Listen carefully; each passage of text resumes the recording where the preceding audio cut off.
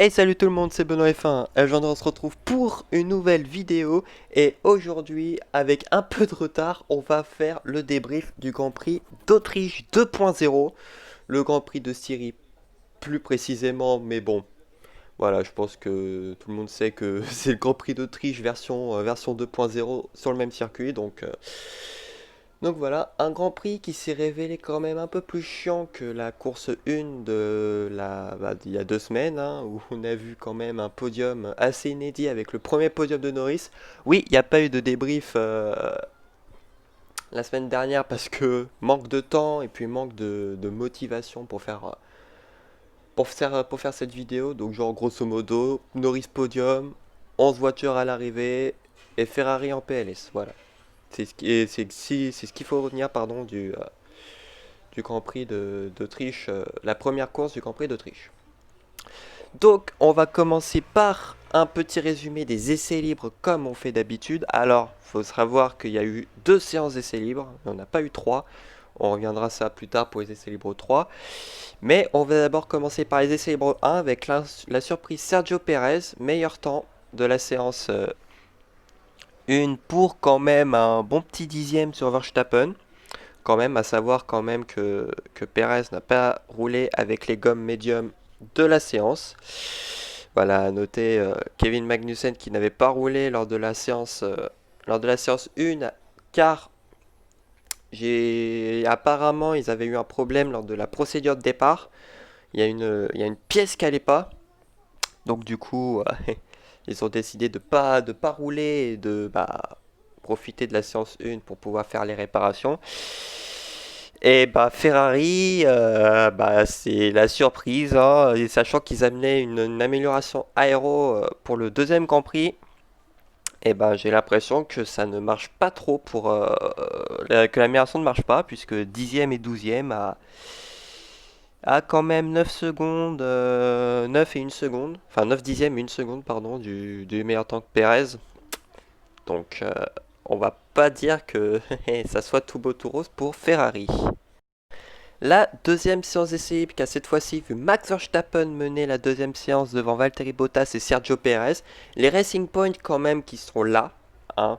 Bon, vous allez me dire oui, c'est la Mercedes Rose. Mais en attendant, ils sont là. Hein, troisième et quatrième à 2 dixièmes, enfin à 2 et 5 dixièmes quand même du meilleur temps de Verstappen. À noter dans cette deuxième séance d'essai libre le gros crash quand même de Daniel Ricciardo au virage numéro 9. Donc pour vous la faire court, je pense que Ricciardo est arrivé avec un surplus de vitesse. Il a perdu l'arrière et il est allé s'encastrer dans le mur de pneus, donc entre le virage 9 et le virage 10.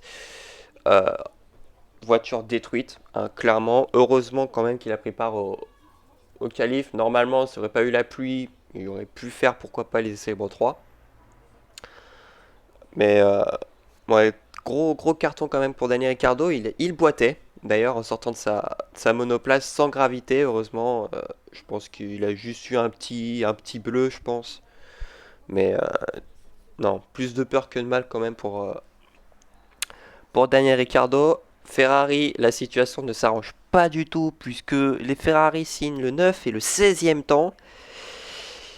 Donc c'est quand même pas fameux pour Ferrari, surtout vu que les essais... Enfin, on va d'ailleurs faire la transition.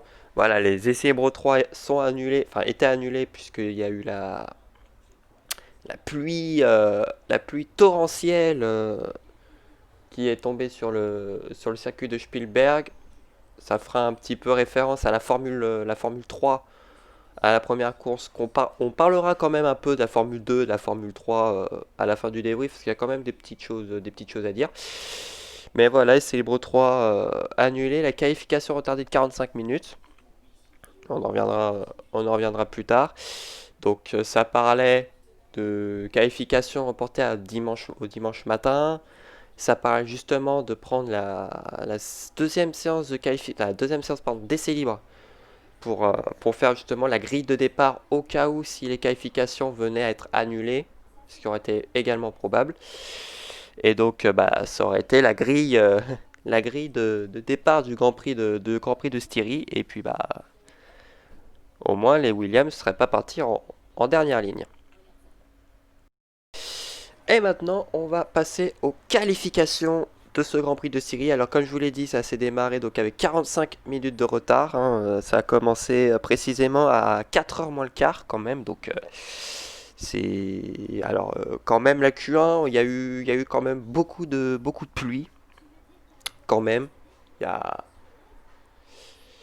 il y a quand même eu de l'eau, donc voilà, les pilotes ont fait les trois séances en pneus full wet, donc en pneus extrêmes comme on dit. Les éliminés, c'est Raikkonen, Perez. Et oui, Perez, faut croire que Racing Point ne marche pas sous la pluie. Nicolas Latifi, Antonio Giovinazzi et Romain Grosjean. Giovinazzi d'ailleurs qui était victime d'ailleurs du drapeau rouge à la toute fin de séance, hein. Il restait seulement 13 secondes de temps de Q1. Il s'était sorti d'abord une minute avant, il s'était sorti dans le virage à peu près là où Ricardo s'est... Enfin, là où Ricardo s'est craché, mais un peu plus loin, vers le virage 10. Enfin voilà, l'aquaplaning.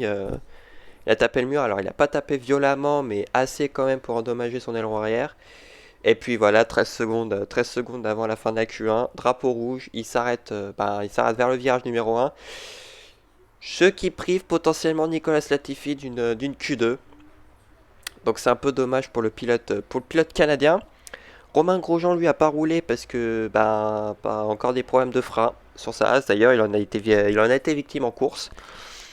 Donc la Haas qui est faite en carton, c'est un peu dommageable quand même pour Haas.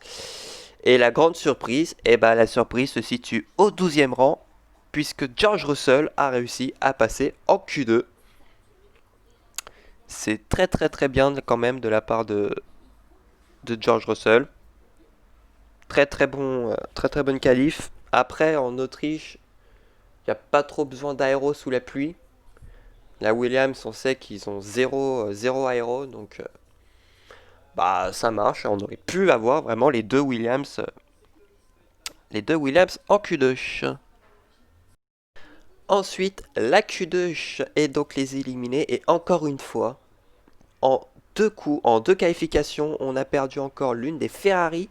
Cette fois-ci, c'est celle de Charles Leclerc, hein. On voit quand même Sébastien Vettel qui est passé de justesse quand même pour même pas un dixième. Donc les éliminés Leclerc, Russell quand même 12e, Stroll 13e, Kiat 14e et Kevin Magnussen 15e. Donc pas trop d'événements, on va dire, qui se sont passés, pas de crash et tout, c'est à peu près bien roulé, à noter quand même Gasly, Ocon 5e et 6e de la deuxième séance d'essai libre. Deuxième séance de qualif, pardon, à chaque fois je les confonds. Donc très très bonne chose quand même pour les deux pilotes français. Norris 3e, la McLaren semble quand même très bien marcher sous la pluie. Même plus en Autriche quand même parce que ça a quand même bien, ça avait quand même bien roulé lors de la première course. Là ça continue de bien rouler. Après Sainz un petit peu en difficulté quand même en Q2. Après je pense qu'il a quand même pas tout donné mais il se prend quand même 5 dixièmes par Norris donc c'est un peu dommage pour Sainz qui aurait pu se retrouver bien plus haut. Mais, voilà. Donc Vettel qui est la seule Ferrari en Q2. Et voici donc le résultat de la Q3. Enfin le résultat de la Q3, même le résultat enfin, le résultat des qualifs tout court. Hamilton a donc pris sa 89e pole et pas des moindres puisqu'il colle tout simplement une seconde de 2 à Verstappen 2e. Sainz 3e, donc qui est meilleure qualification de sa carrière. Quand même, faut se l'avouer, il démarre quand même devant la Mercedes de Valtteri Bottas. Esteban Ocon 5e, très très bonne qualif aussi pour Renault. Pierre Gasly 8e, Sébastien Vettel 10e à 2 secondes 3 du temps d'Hamilton. Est-ce que c'est Hamilton qui a quand même mis la poutre à tout le monde ou est-ce que la Ferrari est vraiment nulle sous la pluie? Je pense quand même que c'est un peu des deux. Mais ouais, Hamilton a vraiment été impérial pardon, sous la pluie. Une seconde 2 collée à Verstappen qui est quand même un dieu sous la pluie, clairement. On va pas se le cacher. Après, Verstappen, et là on va en reparler. Le dernier tour, il aurait pu améliorer et malheureusement, bah, il est parti en drift façon Ken Block dans le dernier virage. Il est quand même revenu sur la piste de manière un peu, enfin pas peu dangereuse parce qu'il y avait zéro voiture qui passait, mais bon, fallait pas qu'une voiture se trouve à proximité parce que la façon dont il est venu en drift sur la piste, c'était, enfin, voilà, avec la visibilité qu'il y a, faudrait pas trop qu'il lui arrive un carton non plus. Donc voilà les résultats des qualifications. À noter qu'il y a eu des pénalités. Et oui, on a d'abord donc Lando Norris qui a donc pris 3 places de pénalité suite à alors pour avoir dépassé sous drapeau jaune Pierre Gasly en FP1, il me semble. Donc voilà, Norris partait 9ème. Charles Leclerc avait pris 3 places de pénalité également pour avoir gêné Danny Kiat en Q2 lors de son tour chronométré. D'ailleurs, on aura vu quelques secondes plus tard que Danny Kiat était obligé de sortir de la piste et donc de voir son temps sucré. Évidemment, hein, quand on va large en Autriche, évidemment, les temps sont annulés. On a Antonio Giovinazzi qui a pris 5 places de pénalité pour un changement de boîte de vitesse. Donc dans la logique, il devrait partir dernier. Mais Romain Grosjean a été pénalisé de partir de la voie des stands pour ne pas avoir respecté le drapeau, enfin pas le drapeau, la règle du parc fermé. Donc je pense qu'il a pas, je pense que les mécanos n'ont pas respecté le couvre-feu du parc fermé. Donc voilà, Romain Grosjean et Romain Grosjean part des stands et puis au final, au final, c'était mieux pour lui comme ça. Il n'aurait pas été dans l'accrochage du troisième virage. Et maintenant, on va parler donc de la course avec Hamilton qui a quand même pris un bon départ. Très bon départ aussi de Carlos Sainz qui prend la deuxième place à Max Verstappen. Mais il en a pas assez profité puisque Verstappen repasse dans la foulée. Et là, bien sûr, vous le voyez à l'image, enfin, pas tout de suite, l'accrochage entre Leclerc et Vettel au troisième virage, ce qui donnera une première safety car.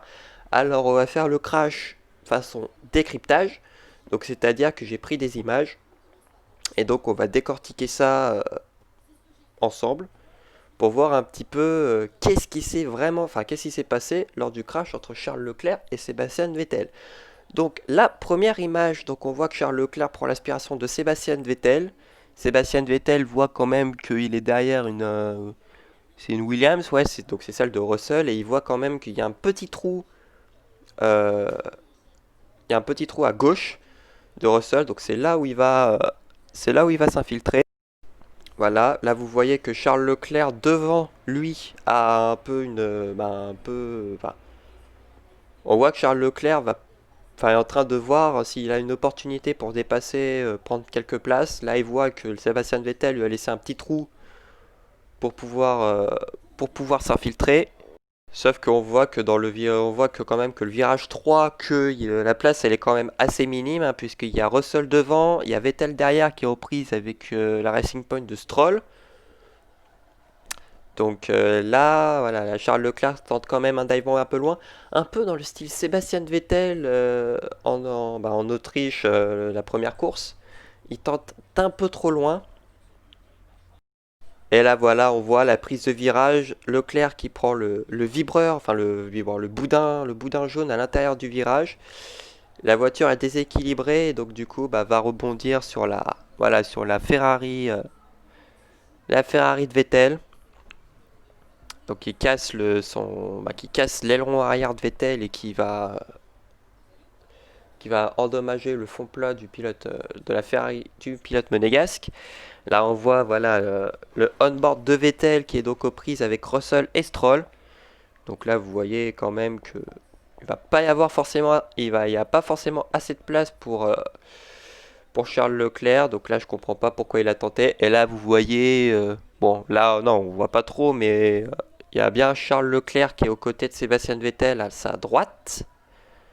Donc là, vous voyez quand même que Sébastien Vettel a pris son virage, que Charles Leclerc n'aurait pas dû se trouver là.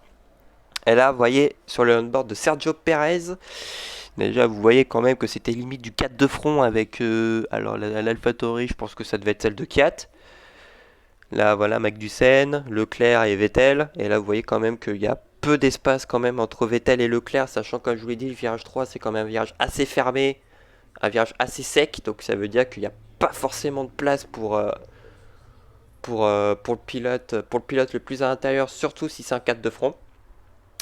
Et donc, bah, voilà, malheureusement, la course des Ferrari se sont terminées. Alors, c'est pas terminé tout de suite, hein, les deux pilotes Ferrari. Les deux pilotes Ferrari abandonnent. Enfin, Vettel abandonne tout de suite. Il y a la safety car. Il y a la safety car qui sort. Donc Leclerc qui rentre au stand pour changer bah, son élan avant. Sauf qu'il va y avoir pas grand chose à faire puisque le fond plat est complètement détruit. Et donc, le pilote allemand abandonne. Donc, la safety car. Donc, la safety car sortie pour enlever les débris des deux Ferrari. Ensuite, quatrième tour, Hamilton relance la course et puis relance bien la course puisqu'il garde quand même la première place. Et puis virage 6, voilà, comme je vous le disais, la Williams, 0 aéro, Russell qui part au large et donc du coup perd beaucoup de place, il se retrouve dernier, il se retrouve derrière Latifi. Latifi qui aura quand même fait une belle course dans l'ensemble. Septième tour, 1 seconde 7 seulement entre Hamilton et Verstappen.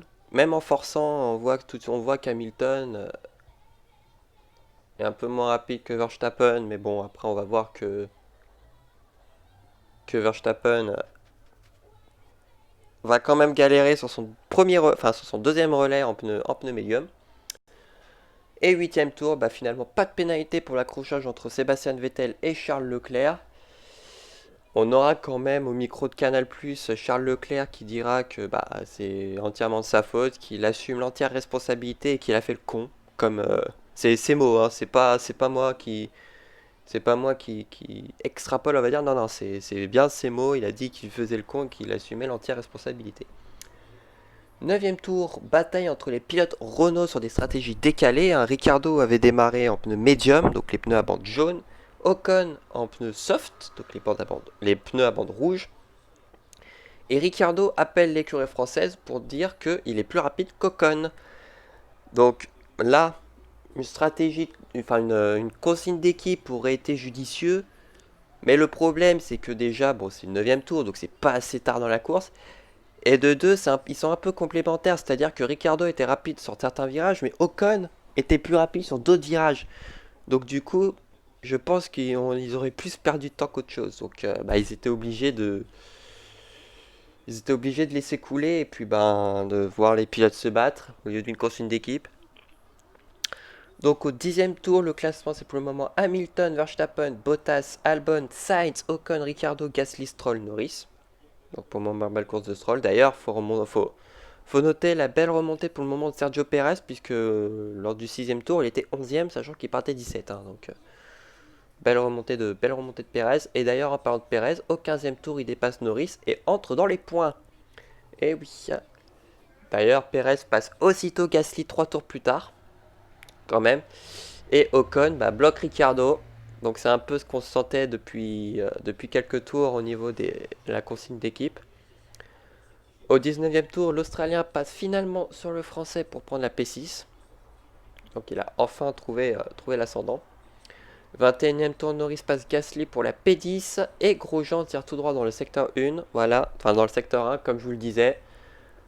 On suppose peut-être au retour d'un problème de frein, mais bon, voilà, là, Grosjean, je pense que là, c'est de retour en 2016, hein, clairement, une voiture engluée dans le fond du plateau, le fond du plateau, j'ai y arrivé, avec des problèmes de frein.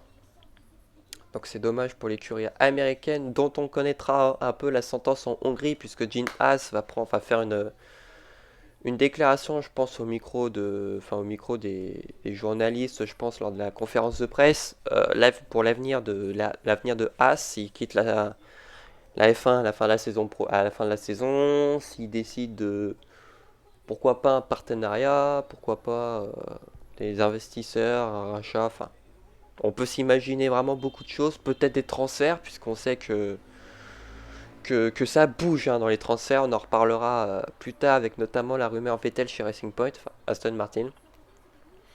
Donc tout peut arriver. 25e tour, Verstappen qui s'arrête au stand pour prendre des médiums et ressort devant Albon. Albon qui était vraiment pas dans le rythme de tout le week-end puisqu'il finit à peu près 40 secondes des Mercos.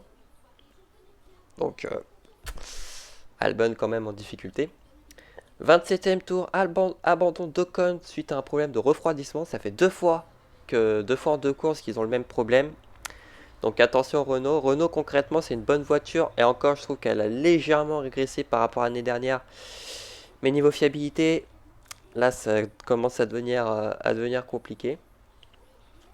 28e tour, Hamilton rentre au stand des choses des médiums. Donc il laisse les commandes du Grand Prix à son coéquipier Valtteri Bottas pour 8 tours. 34e tour, arrêt au stand catastrophique de Sainz. Et oui, il a mis l'arrêt a duré 8 secondes suite à un problème de serrage de roue au niveau de l'arrière gauche. Et il ressort 13e, il ressort dans le peloton alors qu'il était 5e. Donc c'est dommage pour Sainz qui aurait pu, je pense, marquer de gros points s'il n'avait pas eu le problème au stand. 35e tour, l'arrêt de Bottas pour des pneus médiums, il repart 3e derrière Verstappen. Son ingénieur lui met en confiance en disant qu'il peut dépasser Verstappen dans les derniers tours. 38e tour, l'arrêt de Ricciardo pour des pneus soft et sort 7e derrière le pilote thaïlandais. C'est quand même assez risqué quand même puisque on est au 38e tour, sachant que le Grand Prix en fait 71, faire donc 33 tours avec les pneus soft, ça révèle quand même du gros risque puisqu'ils peuvent s'effondrer. Ils peuvent s'effondrer en course et vu qu'il y a eu la pluie, en qualification, la piste n'est pas forcément optimale, donc c'est quand même un beau risque à prendre. 46e tour, bataille entre les deux pilotes Racing Point.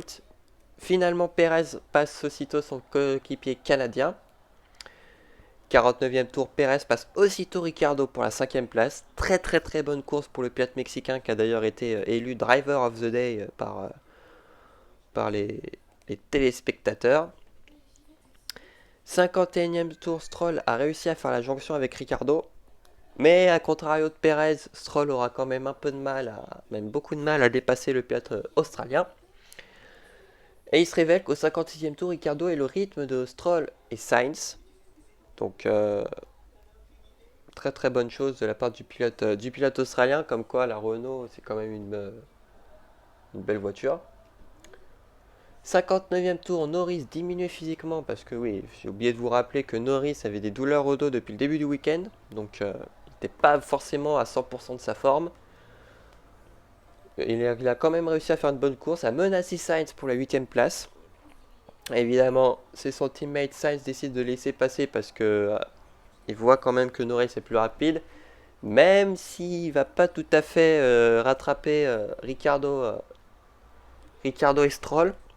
Quand même, on voit qu'il l'attrapera plus, enfin les attrapera plus à la fin de la course. D'ailleurs, on l'aura vu dans les deux derniers tours. 64e tour, coude à coude entre Verstappen et Bottas. Et oui, ce qu'on sentait est venu. Grosse bataille entre Verstappen et Bottas. Belle défense quand même du pilote néerlandais qui a réussi d'ailleurs à tenir Bottas. Ils étaient côte à côte pendant 3-4 virages. Donc belle passe d'armes quand même entre les deux. Finalement, le pilote Red Bull repasse devant au virage numéro 8. Mais 2 tours plus tard, Bottas a réussi à prendre définitivement l'ascendant sur Max Verstappen pour la 2ème place. 68e tour, grosse bataille entre Ricciardo, Stroll et Norris. Donc c'est une bataille à 3 pour la 6ème place. Et au 69e tour, non, c'est après, pardon.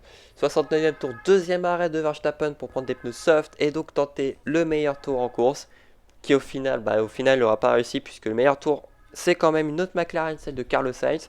Pourquoi pas faire le 3 sur 3 en Hongrie ce dimanche. Et là, 70e tour, la fin du règne de Perez prend fin accrochage entre Albon et Perez au virage numéro 4. Aileron cassé pour le pilote mexicain. Donc c'est dommage. Albon, virage numéro 4, on sait des souvenirs, hein, puisque la semaine dernière, Albon Hamilton, privé de victoire. Enfin voilà. Donc pour vous faire un petit peu résumer l'accrochage, Albon était à l'extérieur, Perez était à l'intérieur. Donc c'était vraiment un peu typique d'un Albon Hamilton de la semaine dernière. Perez, je pense, a voulu trop en faire. Et malheureusement, bah, refait son aileron avant sur l'aileron arrière d'Albon. Pas de dégâts pour le Thaïlandais, mais voilà, aileron endommagé pour le pilote Racing Point, qui bah, clairement perdra l'occasion de prendre la quatrième place et même perdra la cinquième place plus tard. Au 60e et voilà, au 71e tour, Stroll décide de passer au forcing sur Ricardo, virage numéro 3. Alors, ceux qui disent qu'il y aurait eu pénalité, enfin que Stroll méritait une pénalité sur Ricardo, clairement je suis pas du tout d'accord. Pour moi, Stroll a fait un dépassement musclé mais correct, un peu à l'instar de Verstappen sur Leclerc en 2019. Stroll, il a voulu faire un dive bomb d'un peu loin. Il a sorti, enfin voilà, Ricardo est obligé de sortir de la piste pour l'éviter. Stroll, il s'est également sorti de la piste. Donc pour moi, ça ne méritait pas de pénalité. Pour moi, c'est un dépassement légal. Norris veut quand même en profiter pour. Norris, il a l'occasion de prendre ascendant et sur Ricardo et sur Stroll. Au final, Norris réussira à dépasser Ricardo et à dépasser Stroll un peu plus tard avec la zone de DRS, quand même. Et dans le dernier virage, euh, Norris réussit à prendre l'ascendant sur Sergio Perez, qui était donc dans le mal avec son aileron avant cassé, et donc réussit à finir cinquième. Et là, on assiste quasiment à une photo finish entre Perez, Stroll et Ricardo, puisque ça se finit à 2 dixièmes entre Perez et Ricardo. Quand même, c'est faut le faire. 66 millième d'ailleurs entre Perez et Stroll. Et donc voilà, au bout des 71 tours de course, c'est la victoire de Lewis Hamilton qui remporte donc sa 85e victoire de sa carrière. Il se rapproche un peu plus quand même de Michael Schumacher, qui est désormais à 6 victoires, hein, d'égaler le record du Baron Rouge. Donc c'est un doublé Mercedes, Verstappen 3ème, Albon 4ème, Norris 5ème. Les deux Racing Point quand même qui sont 6ème et 7ème, Ricardo 8ème, Sainz 9ème, Kvyat prend la 10ème place sur AlphaTauri. Pour continuer le top 10, je l'ai quand même en tête. Raikkonen finit 11ème, Magnussen 12ème, Grosjean 13ème. Giovinazzi s'est écroulé sur les derniers tours puisqu'il finit 14ème alors qu'il était quand même 12ème. Gasly 15ème, on l'attendait quand même plus haut le pilote français. Russell 16ème, Latifi 17ème. Et donc voilà les trois abandons du Grand Prix, Ocon et les deux Ferrari de Leclerc et Vettel. Donc voilà, on va pas faire de top flop comme on a l'habitude de faire, mais on va tout de suite passer à une affaire, puisque ça s'est déroulé peu de temps après la, la fin du Grand Prix de Styrie. La réclamation de Renault envers Racing Point sur sur les freins, hein, clairement. Renault, ils aiment bien porter des réclamations sur les freins, perso, hein. Mais voilà, Racing Point, et donc pour le moment, on n'a toujours pas la décision de la FIA concernant Racing Point. Mais voilà, on sait que Racing Point, c'est la Mercedes de 2019, clairement. Donc forcément, ils ont pris les mêmes freins que la Mercedes. Pour moi, est-ce que Racing Point va être pénalisé? Non, clairement. Parce que Renault, c'est pas comme si eux aussi avaient trafiqué leurs freins, hein. On l'a vu Japon 2019 où ils avaient carrément eu une aide au pilotage concernant leurs freins justement, et ils avaient été disqualifiés de la course, hein. J'allais dire du championnat, non, non, de la course seulement. Pour moi, Racing Point n'a pas à être pénalisé parce que pour moi c'est ok. Pour moi, c'est pas ils ont piqué les freins, pour moi ils ont justement fait une réplique, on va dire des freins, ils voient que ça avait bien marché sur la Mercedes de l'année dernière, ils se disent pourquoi pas tenter. Renault, on sait qu'ils sont vraiment capables de tout, enfin même comme Racing Point, hein, ils sont capables de tout pour grappiller le plus de points possible, sachant que Racing Point et Renault sont concurrents directs. Pour moi, pour moi, franchement, cette réclamation, elle n'a pas lieu d'être, parce que la Haas de 2018, c'était la Ferrari 2017, pourtant personne n'a porté réclamation, c'était légal. Racing Point a fait exactement pareil avec Mercedes. Donc pour moi, cette réclamation n'a pas lieu et c'est juste pour que, c'est juste pour que Renault grappille les points de la sixième place et se dire ouais, Racing Point a fait exactement pareil avec nous au Japon. Alors nous, on va faire pareil. Pareil, c'est juste que Racing Point a une meilleure voiture chrono et je pense que Renault n'accepte pas d'avoir de la concurrence. D'avoir de la concurrence au championnat pour la quatrième place parce que leur objectif c'est ça, c'est clairement reprendre la quatrième place à McLaren. Bientôt, on va voir Renault porter réclamation à McLaren car ils ont une car ils ont une meilleure voiture. Perso, je trouve ça. Déjà que Renault, ils n'avaient pas une crédibilité, une forte crédibilité. Là, clairement, ils en ont plus aucune. Donc voilà, pour moi, c'est juste idiot et puis un peu gamin, on va dire entre guillemets, que Renault, que Renault réclame une, une disqualification de Racing Point par rapport aux freins. On va faire un petit point maintenant sur le championnat des pilotes après deux courses. Donc pour le moment, c'est un +6 entre Bottas et Hamilton. Norris pour le moment incroyable troisième, mine de rien avec 26 points. Leclerc quatrième avec 18 points. Et ensuite c'est assez serré quand même entre Perez, Verstappen, Sainz et Albon qui se tiennent en 4 points. Gasly 9ème avec 6 points, à égalité de points avec Stroll 10ème. Vettel est 15ème pour le moment avec un seul petit point. Pour les moteurs Ferrari en général, c'est très compliqué hein, puisque ça fait quand même 3 points en tout pour les moteurs Ferrari, hein, puisque Giovinazzi avait marqué 2 points la semaine dernière, Vettel 1 point, Raikkonen, Magnussen et Grosjean n'ont pas marqué de points. Donc, ah non, pardon, il y a Leclerc, j'avais complètement zappé. Enfin, voilà, pour dire que pour le moment, c'est une saison quand même pas apocalyptique pour Ferrari, mais assez catastrophique quand même, hein. Et pour le championnat du monde des pilotes, et là, vous voyez quand même que c'est au bout de deux courses, c'est un +41 pour Mercedes sur McLaren, deuxième. Red Bull troisième avec 27 points, qui marque d'ailleurs je l'ai pas dit, mais qui marque d'ailleurs leur premier point de la saison, clairement. Donc je pense que pour Red Bull, ça va être très compliqué, sachant qu'ils ils ont dit dans une interview qu'ils sont en dessous de Mercedes dans tous les compartiments, que ce soit le moteur, le châssis ou l'aéro, mais désespèrent pas pouvoir rattraper la firme à l'étoile. Donc Racing Point 4ème, Ferrari 5ème avec 19 points. Une petite bataille s'impose entre Renault et AlphaTauri, hein, qui sont 6ème et 7ème, Alfa Romeo 8ème avec 2 points, Williams 9ème et As dernier, la dernière force du plateau. De voir quand même une Williams devant As, ça prouve quand même que pour le moment c'est pas très jojo quand même de la part de l'écurie américaine. Et maintenant, on va passer à quelques petites actualités. On va faire d'abord un petit point sur sur le championnat de le championnat F2 et F3, parce que quand même, voilà, j'aime bien faire des petits points sur les catégories inférieures. Non seulement F2, F3, hein, pas de IndyCar, pas de Formule E, etc. Juste genre Formule 2, Formule 3. Parce que il y a quand même des choses à dire puisque les rookies sont en force, comme on dit, hein.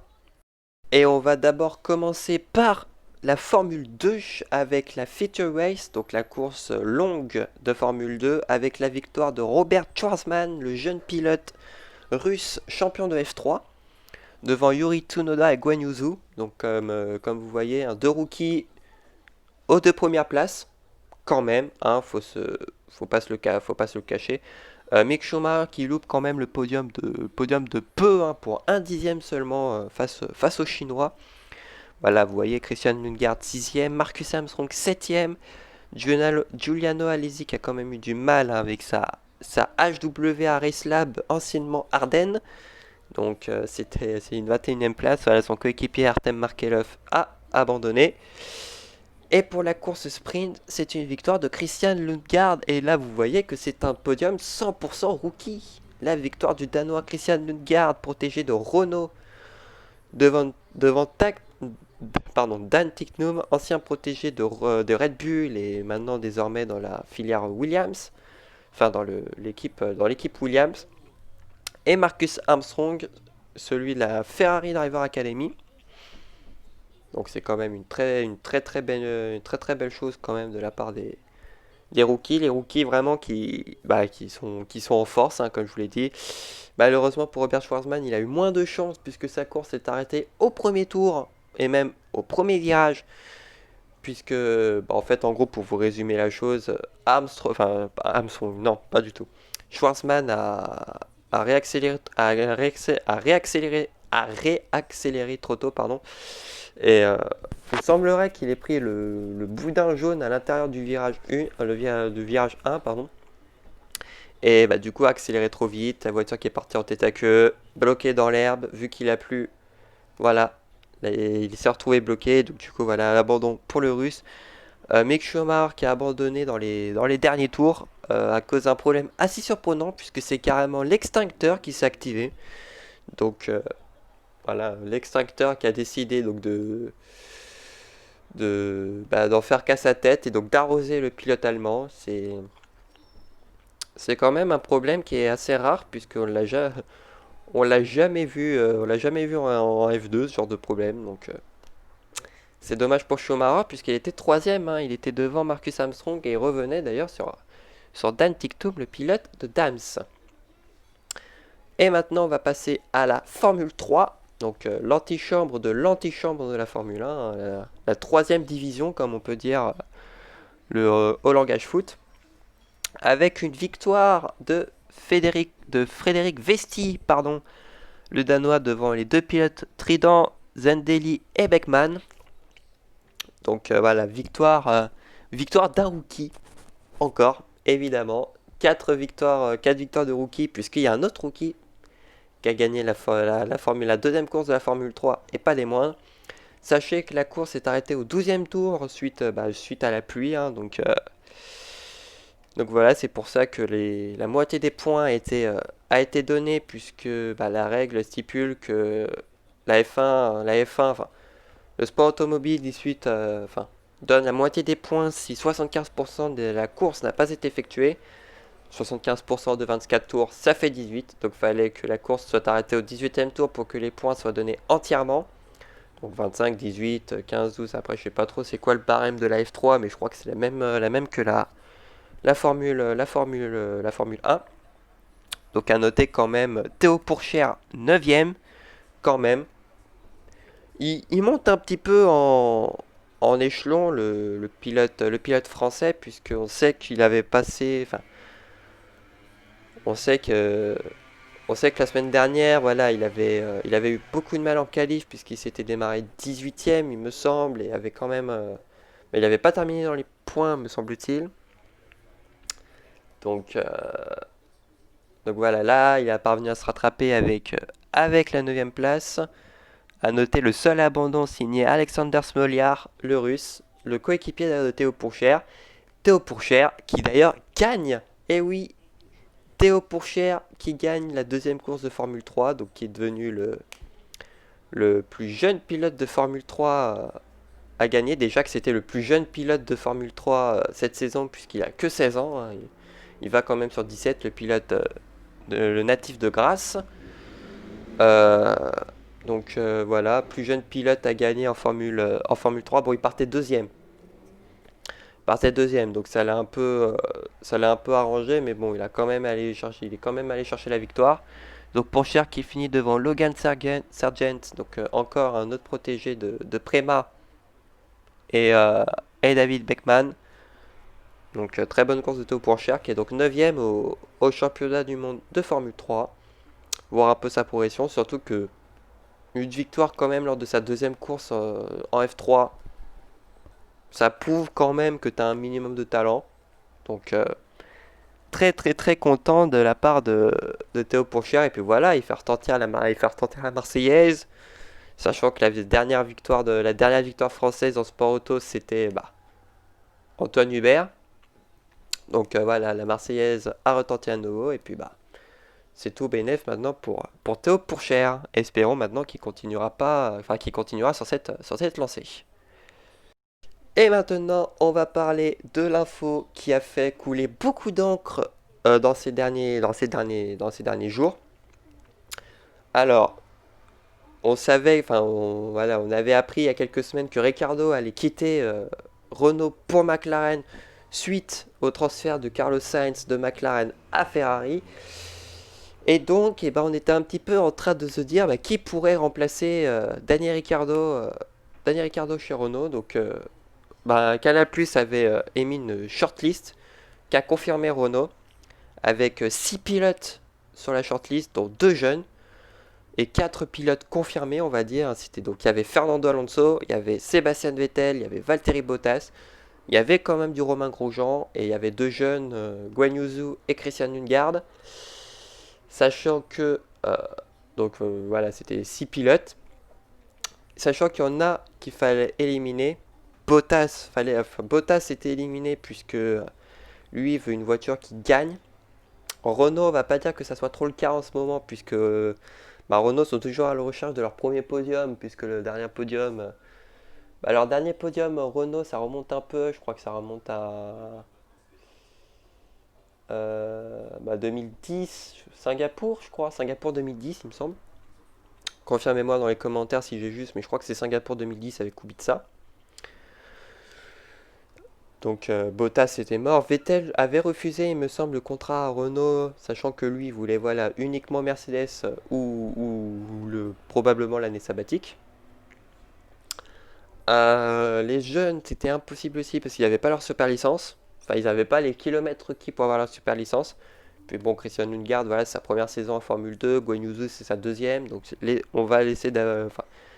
Voilà, d'abord, ils doivent confirmer un petit peu en Formule 2 pour pourquoi pas tenter un baquet Renault plus tard.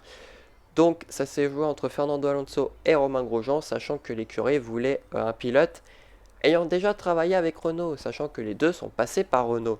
Alonso a été chez Renault entre 2002-2006, il me semble, et entre 2008 et 2009. Grosjean d'ailleurs a été coéquipier d'Alonso lors de la deuxième partie de saison en 2009. Et donc le choix, c'est naturellement porté sur Fernando Alonso qui rejoint donc pour la troisième fois l'écurie Renault avec laquelle il avait remporté ses deux titres mondiaux en 2005 et 2006. Donc voilà, Alonso chez Renault, c'est quand même une grande histoire d'amour. Le pilote de bientôt 39 ans quand même, puisque bon, faut quand même pas négliger son âge. Il est quand même, c'est quand même le deuxième plus vieux pilote du plateau, du coup, derrière Raikkonen. Donc il a signé un contrat pour 2 ans avec 2023 en option. Donc il épaulera Esteban Ocon à partir de 2021. Alors, certains d'entre vous est contre la venue d'Alonso. Bon, je peux comprendre parce qu'on va pas dire que dans les autres écuries ça s'est bien passé. Mais pour moi, Fernando Alonso chez Renault, c'est une bonne chose. Parce que déjà, c'est un pilote d'expérience, puisque 2021, ça sera sa 19e saison, il me semble, en F1. Lui qui a commencé en 2001, qui avait fait un petit break, qui avait fait un petit break en 2018 et 2019, vu qu'il était en pseudo-retraite, on va dire. C'est déjà un pilote d'expérience, donc déjà, je pense que pour Renault, ça va grandement aider. On sait que Renault est le fondateur de la marque Kimoa, dans laquelle il est affilié depuis 2018. Donc forcément, qui dit Kimoa dit forcément de la thune. On va pas dire que la thune soit on va pas dire que ça soit que les caisses soient florissantes pour Renault, puisque Esteban Ocon n'amène pas de sponsor, mais je crois qu'il est payé par Mercedes. Et encore, je crois qu'il est même totalement indépendant de Mercedes, puisqu'il est quand il est venu chez Renault, du coup il était libre de tout contrat. Et de 3, c'est un sacré bosseur, puisque déjà il sait développer une bagnole. Déjà, je pense que personne ne peut le nier, il sait développer une bagnole. La McLaren de 2019, c'est quand même en partie grâce à lui que McLaren a été la quatrième force du plateau. Il sait quand même développer une bagnole. Après, je pense que l'ambiance, oui, il risque d'être, je pense, tendue entre Alonso et Ocon, que l'ambiance risque d'être invivable et que Renault risque, je pense, de tourner la voiture plus vers Alonso que vers Ocon, un peu comme l'époque McLaren avec Van Dorn. Mais pour moi, Alonso chez Renault, je pense que ça apporte que du bon. Ocon, qui est encore jeune, quand même, il est encore peu expérimenté Ocon parce que ça fait seulement trop. Enfin, là, c'est seulement sa troisième saison en F1 quand même. Lui qui a, enfin, troisième saison et demi, on va dire en F1 puisqu'il a commencé mi-2016. Donc, apprendre à côté d'un double champion du monde qui est Fernando Alonso, je pense que ça peut vraiment le propulser en avant. Puis voilà, on va voir ce que ça va donner pour Fernando Alonso. Et l'info donc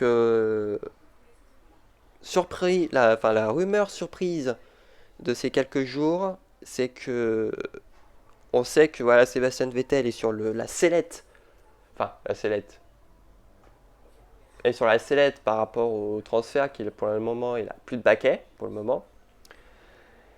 Et d'après Bild, donc une source allemande, Sébastien Vettel pourrait rebondir chez Racing Point. Et oui, le team principal de Racing Point, Otmar Schaffnauer.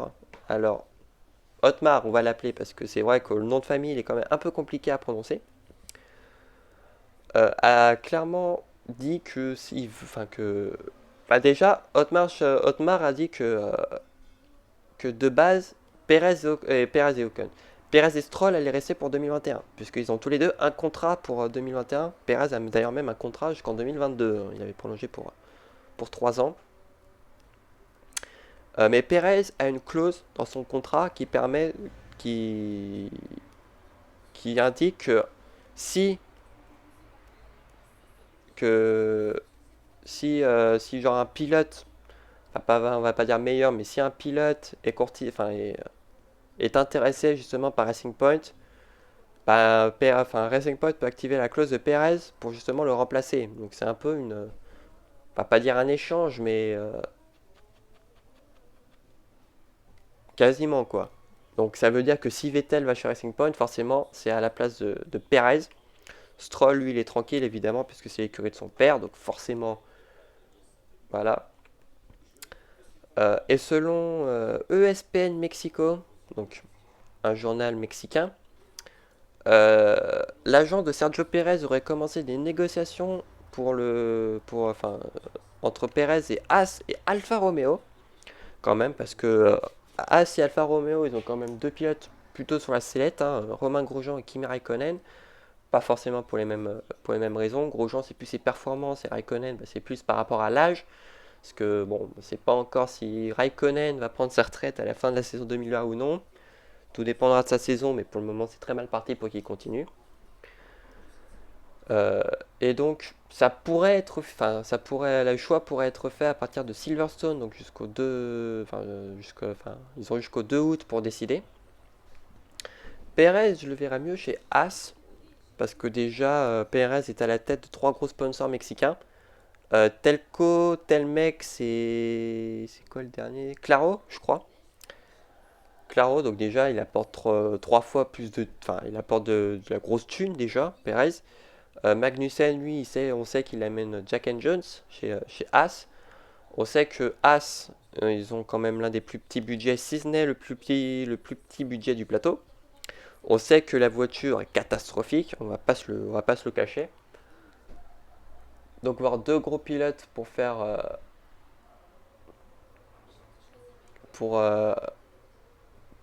pour faire des performances, pourquoi pas à la limite garder genre un Romain Grosjean en troisième pilote pour pouvoir développer la bagnole, clairement.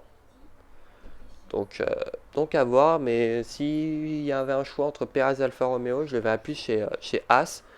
Est-ce que Alfa Romeo, je pense que si Raikkonen prend sa retraite, Ferrari va mettre, je pense, un jeune de la filière Ferrari, sachant qu'il y a quand même deux gros qui sortent du lot et un qui sort un peu plus du lot que l'autre, hein, plus Robert Schwarzman que Mick Schumacher. Après, vu comme on sait que Ferrari, c'est un 10 sur 10 en termes de management, c'est faux, et bien évidemment. Je pense que Nicolas Todt va promouvoir Mick Schumacher parce que, voilà, Mick Schumacher, Michael Schumacher, enfin, je vais pas vous faire le dessin. Pour moi, je pense que Schumacher chez Alfa Romeo, c'est clairement une mauvaise idée parce que, clairement, on va pas dire que pour le moment, il fasse une saison top. On va dire du côté de chez Prema, Robert Schwarzman, c'est quand même une victoire en deux courses, quand même. En tête d'ailleurs actuellement de la F2, quand même, hein. On va pas se le cacher, c'est quand même bien. Donc un Giovinazzi avec un Schwarzman peut être une solution. Après, comme j'ai dit, tout dépendra de la performance Alpha et la saison des deux pilotes. Si Raikkonen parvient à faire une bonne saison, pourquoi pas voir Raikkonen continuer. Pourquoi pas voir Raikkonen et Schwarzman. On sait que voilà que Raikkonen il a l'expérience, que Raikkonen ça va faire 19 ans lui aussi qu'il en F1. Hein, clairement, il a depuis 2001, il avait fait une pause, souvenez-vous, entre 2010 et 2011. Voir un pilote d'expérience aux côtés de Schwarzman, je pense que ça peut être du tout bénéf pour Schwarzman. Après, c'est vrai qu'il y a une autre solution aussi pour Alpha, c'est carrément de mettre les deux pilotes, Schumacher et Schwarzman, en coéquipier, mais bon, c'est pas. Je pense que c'est pas une bonne idée, surtout si la voiture est mauvaise pour 2021. Après avoir. Après, je pense que là, je suis un peu en train de m'écarter du sujet. On était un peu en train de parler de Perez de base. Donc Perez, ouais, je le verrais bien chez Haas avec Magnussen. Ils auront quand même deux très bons pilotes pour pouvoir faire les performances. Un troisième pilote qui est Romain Grosjean pour pouvoir développer la bagnole. Et puis je pense qu'avec ça, il y a moyen que ça aille haut. Après, il faudra voir si Haas sera encore en F1 en 2021. Et voilà, je pense qu'on a fait, voilà, je pense que on a fait le tour un petit peu de ces actualités et de ce débrief du Grand Prix de Styrie. Merci à tous de l'avoir suivi. On se donne rendez-vous alors potentiellement lundi, voire même mardi pour le débrief du Grand Prix de Hongrie qui se tiendra dimanche, quand même. Si la vidéo vous a plu, n'hésitez pas à mettre un abonnement, un petit pouce bleu, à partager la vidéo sur les réseaux sociaux avec vos amis, etc., etc. Ça me ferait extrêmement plaisir. D'ici là, portez-vous bien et ciao tout le monde.